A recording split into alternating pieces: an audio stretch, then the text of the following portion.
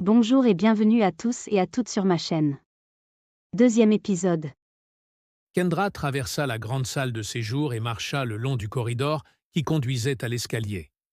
Il n'était peut-être pas aussi riche que la famille Kadir, mais ses parents avaient toujours fait de leur mieux pour qu'elle et ses sœurs ne manquent de rien.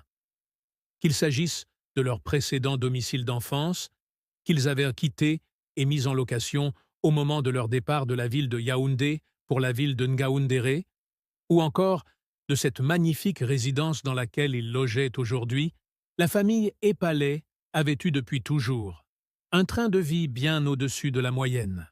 Cet emploi de rêve que son père avait obtenu dans l'une des meilleures compagnies privées de la place, ainsi que l'immense boutique de tissus et de vêtements qui appartenait à sa mère, leur permettait de gérer tous les besoins essentiels de la maison sans difficulté. Cependant, avec les problèmes que rencontrait son père au boulot depuis quelque temps, les choses risquaient de se compliquer si elle persistait à décliner la proposition de Madame Aïcha Kadir. Soupirant, Kendra ouvrit la porte et pénétra dans sa chambre. La pièce était assez spacieuse et superbement décorée. Elle le devait à l'ingéniosité de sa sœur aînée Béatrice, qui en avait fait sa profession. Le choix des couleurs ainsi que la matière des objets, se trouvant dans la chambre et dans toute la maison d'ailleurs, avait été soigneusement fait par elle. Kendra s'en alla près de la fenêtre et jeta un regard songeur sur la rue principale qui serpentait l'allée extérieure. La nuit était tombée depuis un moment déjà et chaque habitant du quartier demeurait chez lui. Il n'y avait pas grand monde qu'elle connaissait dans cette ville et leurs déménagements à répétition, effectués depuis l'enfance, n'avaient guère favorisé le maintien de relations d'amitié sincères et durables. Elle s'éloigna de la fenêtre et rabattit les rideaux. Elle ouvrit ensuite son tiroir de lit et en sortit son journal intime. Elle garda le cahier serré tout contre sa poitrine l'espace d'un instant. Kendra avait pris l'habitude d'écrire dans ce registre chaque événement majeur qui lui arrivait dans la vie. C'est dans ce livre qu'elle donnait libre cours à ses émotions les plus secrètes, celles qu'elle ne partageait avec personne d'autre qu'elle-même. Nul n'en connaissait l'existence en dehors d'elle et sa sœur Béatrice, même si elle ne lui en avait jamais donné l'accès. Elle prit un stylo, s'allongea sur le lit et se mit à écrire. Elle s'y consacra durant des heures et fut si concentrée dans sa tâche qu'elle sursauta en entendant frapper à la porte de sa chambre. « Un instant, j'arrive », lança-t-elle en direction du destinataire. Elle mit une poignée de secondes à ranger son journal, puis vint ouvrir la porte. « Béatrice, que fais-tu là? Tu ne dors pas? » J'ai du mal à trouver le sommeil. J'espère que je ne te dérange pas. Étais-tu endormie? Non, mais vas-y, entre, répondit Kendra en la laissant passer. Ta chambre est toujours aussi magnifique, s'émerveilla Béatrice souriante. Comme tu peux le constater, rien n'a véritablement changé depuis ton départ. Et pourtant, cela fait pratiquement 1 an que je suis partie. C'est vrai, et tu m'as beaucoup manqué, lui avoua Kendra en s'asseyant près d'elle dans le lit. Et puis, papa et maman se sont assagis depuis, et beaucoup d'eau a coulé sous les ponts. Je sais, mais je me sens bien à Yaoundé, et je ne compte pas revenir.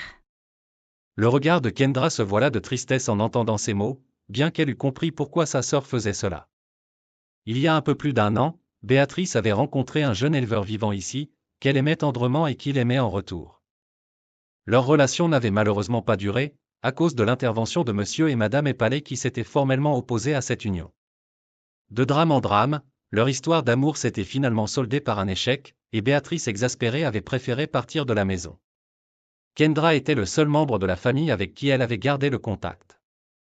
Après avoir perdu l'homme qu'elle considérait comme l'amour de sa vie, à cause de ses parents, Béatrice s'était éloignée de la famille, et avait décidé de voler de ses propres ailes. Elle s'était installée à Yaoundé, où elle avait ouvert une agence de décoration d'intérieur, dont les services s'appliquaient à tout type d'événements. Ne sois pas triste, ajouta Béatrice avec un demi-sourire. C'est pour toi que j'ai décidé d'oublier toutes ces vieilles rancœurs et de revenir. Aujourd'hui, même si tout n'est pas encore entièrement pardonné, et que toutes les blessures ne sont pas complètement refermées, nous sommes tout de même sur la bonne voie pour y parvenir. Je te remercie d'avoir fait cet effort pour moi. Ce n'est rien. Tu sais que j'ai toujours eu beaucoup d'affection pour toi, je ne veux juste pas que nos parents t'amènent à commettre les mêmes erreurs que moi par le passé. Je comprends, mais ta situation et la mienne sont totalement différentes, objecta Kendra. Pas tant que ça, Frangine. Pas tant que ça, répéta Béatrice calmement. Papa et maman s'étaient opposés à ma relation par le passé soi-disant parce que Abdoul était musulman, mais nous savons toutes les deux à présent que ce n'était pas la vraie raison, puisqu'ils sont sur le point de te marier avec Prince Kadir, qui lui aussi est musulman, sans que cela fasse problème. Je pense aujourd'hui que ce qui les dérangeait, c'était le fait qu'Abdoul était pauvre. Tu as probablement raison, Béatrice. Néanmoins, regarde un peu la situation dans son ensemble, suggéra Kendra en toute sérénité. Si je refuse de me marier, papa ira en prison et la totalité de nos biens sera saisie. Pourquoi ce serait à toi de te sacrifier, riposta sa sœur avec colère. L'année dernière, ils m'ont servi un tas de sornettes sur les coutumes et croyances de ces peuples, et des risques qu'encourait une non-musulmane non convertie dans un ménage mixte. Et maintenant que la situation se répète pour toi, ils changent de disque, juste parce que le nouveau prétendant est plein aux as ? Ce sont des hypocrites, conclut Béatrice avec amertume. Qu'on le veuille ou pas, ils resteront nos parents, tu sais, même si nous ne sommes pas toujours d'accord sur tout, souligna Kendra avec tendresse. Béatrice respira un grand coup, puis reprit calmement. Je le sais Kendra, mais il s'agit de ta vie et tu en es la seule responsable. Je suis aussi inquiète que toi, tu sais. J'ignore tout de cet homme que je m'apprête à épouser, de plus, ce que tu viens de me dire concernant leur mode de vie me rassure encore moins. Tout ce que je te souhaite, c'est que Monsieur Kadir soit aussi doux et aussi tendre que l'était mon Abdoul. As-tu eu de ces nouvelles depuis ? Non. Je suis sûre que tu feras la connaissance d'un autre homme, qui t'aimera autant qu'Abdoul a pu t'aimer. C'est possible, mais je n'en fais plus une priorité. Désormais, je me consacre pleinement à mon travail et c'est tout ce qui compte. À propos, comment vont les affaires ? Il y a des jours plus heureux que d'autres, mais l'activité s'agrandit petit à petit. Je suis contente de l'apprendre.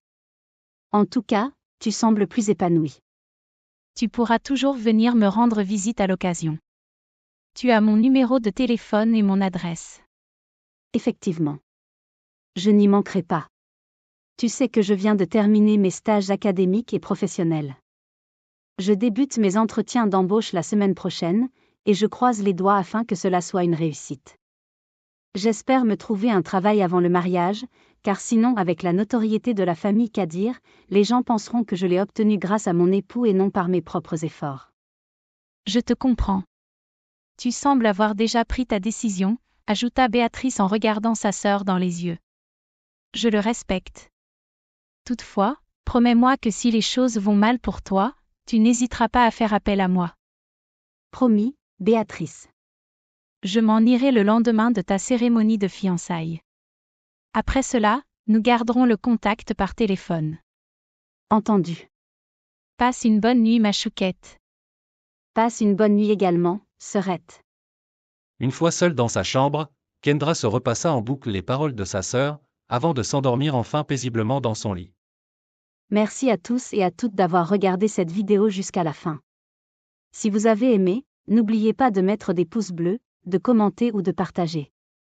C'est un geste simple et gratuit, qui nous encourage à vous produire encore plus de vidéos intéressantes comme celle-ci.